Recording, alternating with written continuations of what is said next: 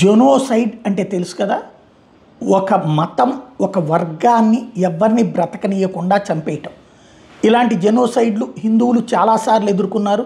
అది అక్బర్ టైంలోన, బాబర్ టైంలోన, టిప్పు సుల్తాన్ టైంలోన, ఇట్లాగా అనేక మంది వందలాది మంది ఊచకోతకు గురయ్యారు. కాశ్మీర్ లాంటి చోట్ల కూడా జెనోసైడే జరిగింది.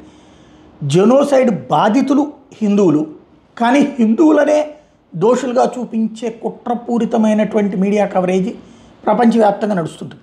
ఇప్పుడు తాజాగా చూస్తే ఆసిఫ్ మునీర్ హిందువుల మీద జెనోసైడ్ చేయడానికి పెద్ద ఎత్తున ప్లాన్ చేస్తున్నాడు. ఇది పాకిస్తాన్ ఛానల్స్లో డిబేట్స్లో ఓపెన్గా సీనియర్ జర్నలిస్టులు అక్కడ ఉన్న అధికారులు చెప్పుకొస్తున్నారు.